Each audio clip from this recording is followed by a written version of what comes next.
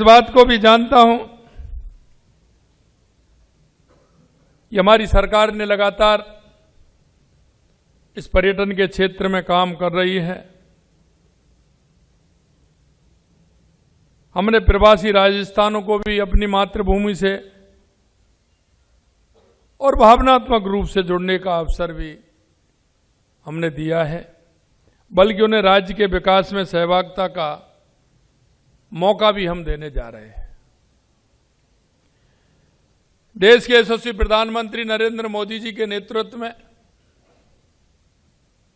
हमारी सरकार को 23 महीने हुए हैं। लगातार हमारी सरकार राजस्थान के हर क्षेत्र में काम कर रही है और मैं आपको यह भी बताना चाहता हूं कि राजस्थान पोटेंशियल है।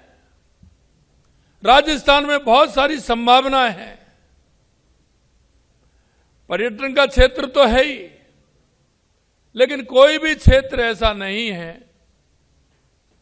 जिसमें राजस्थान आगे नहीं बढ़ सकता।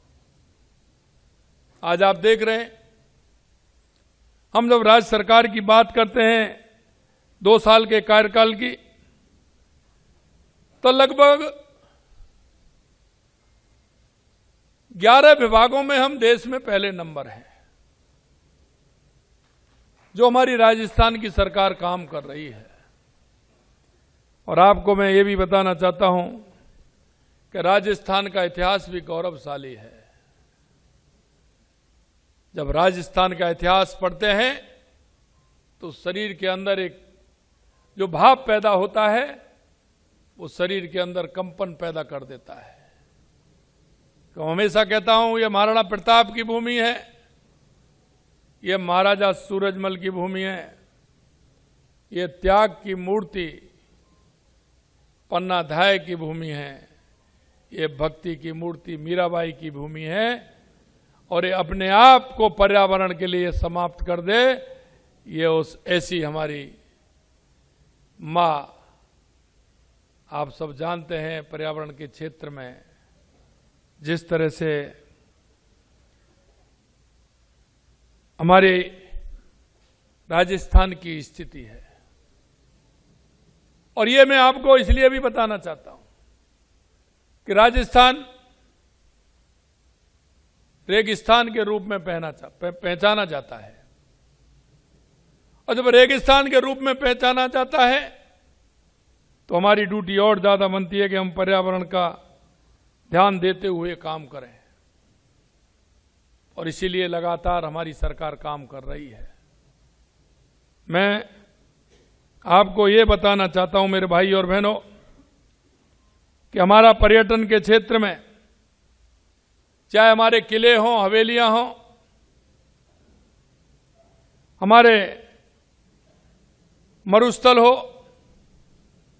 अब दुबई जाते हैं, लेकिन आपने देखा है कि हमारा जैसलमेर बाड़मेर के अंदर जो दुबई में भी नहीं होगा वो राजस्थान के अंदर है। एक तरफ रेगिस्तान है तो दूसरी तरफ झीलों की नगरी भी है। चाहे हमारा उदयपुर हो, राजसमंद हो, आने वाले समय में बांसवाड़ा भी बनने वाला है, माउंट आबू भी है। तो मैं कहना चाहता हूं कि यहां राजस्थान के अंदर पर्यटन की दृष्टि से आप देखेंगे, एक तरफ रेगिस्तान देखेंगे, दूसरी तरफ झीलें भी देखेंगे, तीसरी तरफ यहां के अभ्यारण्य भी देखेंगे। चाहे हमारा रणथंभौर हो, चाहे हमारा सरिस्का हो, रामगढ़ विजधारी हो, एक तरफ आप हमारा बर्ड सेंचुरी की अगर देखोगे तो केवलादेव नेशनल पार्क हो या ताल छापर हो, आप देख सकते हैं।